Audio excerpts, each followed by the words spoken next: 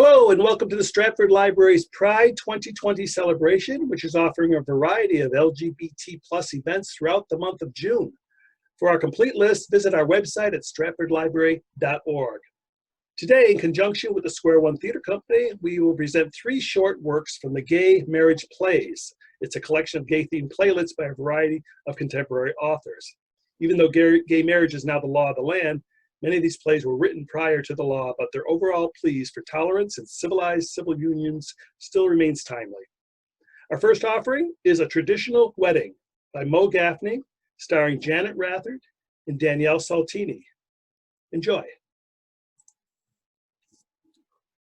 She asked me, well, the first time, not the real time. I did not. Oh yeah, I did. At the airport. We've been together about 3 weeks. Yep, that was what, 14 years ago? 14 years, 3 months, and 26 days. Roughly. Anyway, she drove me to the airport. Sort of unheard of unless you're serious about someone.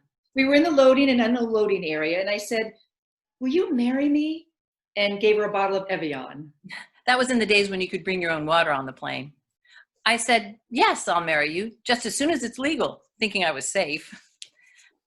I guess the real time was when it became legal. I don't even think anybody asked anybody. We just thought, yes, we're doing this. And then pow, we're planning a wedding. I just didn't want any of the traditional crap. She didn't want the wedding planner. Well, it just seemed so Kardashian or something. I thought we'd do it differently somehow. Anything that even was a teeny bit conventional, she hated. Well, come on. The father giving away the bride. My father gave me away when I was 15, literally. He caught me making out with Karen Zinzer, so he threw me out of the house. Fortunately, my grandmother took me in. He thought gay was catching and I'd give it to my sister, who it turned out was a huge coke addict and a slut. She's sober now. She's still a slut. Tell them what your mom said. Oh, so I say to my mom, what's so wrong with being a lesbian? And she says, don't you think we have enough trouble with a drug addict? Swear to God. So anyway. So we ended up with a wedding planner. Because she was driving me crazy. I think we scared her a bit. Well, you wanted like a clown, vampire, car show wedding. If anyone in the history of weddings had ever done it before, Liz said no. Well, I just wanted something original, something we created. But let's face it, what hasn't been done before? It was hard to be original. And to be honest, I kind of like some of that traditional stuff. You are such a closet heterosexual sometimes. Wanting a flower girl doesn't make me straight. Well... Oh, she also tried to forbid me from wearing a white dress. Forbid me? I don't think so. Well, honey, it's just that historically it's a thing. I wore a white dress. And you looked beautiful. I did. Oh, so did you. Thank you. I wore a black dress. So once we started really planning, the price shot up. Oh, fucking flowers. Number one, what's the point? And number two, they cost like just under $1 million. They do. And why do people have to eat a meal at a wedding? What's wrong with finger food? And why always salmon? And then Kate said, this is not our Super Bowl party, Elizabeth. This is our wedding. And we most definitely will have decent food. So we had salmon. And chicken and a vegetarian dish. Another $1 million. My dad paid for some of it. Most of it. Well, all of it. He's a great guy. Hey, he's my dad now. He is. Liz has 2 dads. Let's be realistic, honey. Liz has maybe 1 1/4 dads. Oh, my parents couldn't come. They were going to Boca. I'm sure they tried, honey. Oh, yeah, it was tough with only the 4-month notice and all. Why do you stick up for them all the time? They're assholes. Well, because they're my family now. Well, I can only apologize. Stop hating them so much. Let there be the possibility they can change. They haven't changed since 1981. We've got to face it. Some people won't change. There isn't always that happy, and then they came around in the end thing. If people can throw their 15-year-old children out on the street for being gay, then they probably will not change. I was 15, Kate. I know, honey, and they were so wrong. But I've got to hope that they might change. Okay, they might. Okay? Okay. Anyway, once my dad was on board, the planning really got going. We did this one thing that we borrowed from the Quakers, where everyone stood up during the ceremony and say something about us. A wish for us, or, a little story. My sister spoke. She said how happy she was for us, and we were her example of a good relationship. It was so sweet.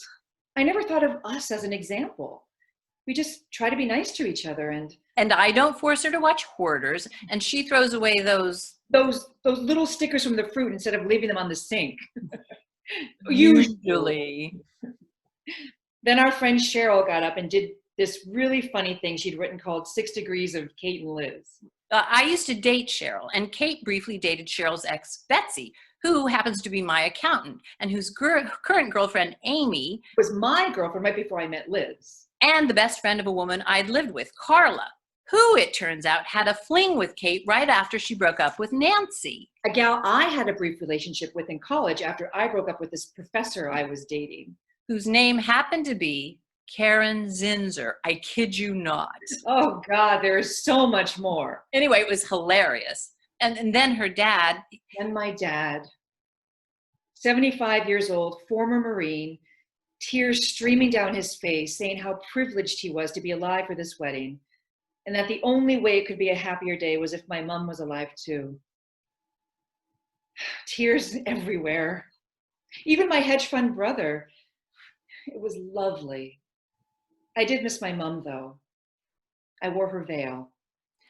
Then our friend Perry, who married us, said, "You may now kiss the broom." Oh, right. Liz didn't want bride or groom, and we didn't like the sound of gride, so we picked broom. We even had 2 little brooms on the cake. Everyone said it was the best reception they'd ever been to. And now we're legally hitched. My old ball and chain, the missus, the little woman, my old lady, the battle axe. Oh, that's enough. My spouse. It's funny, when you grow up thinking there is no way a certain thing can ever happen for you, you belittle it, you make fun of it. You say it's stupid, because if it is meaningful, if it does matter, then where does that leave you? I used to say a piece of paper couldn't possibly make a difference in the way 2 people feel, but then it did. It does. Well, for me anyway. I don't know about everybody. For me too. I feel married. I do too. Well, in New York. Yeah, I don't think I'll feel completely 100% married until we're married in every state. Which at this rate won't be till when? Like 2060? Well, I think it'll be before then, right? I mean, we know thousands of couples who've gotten married. 8, honey. 8 so far.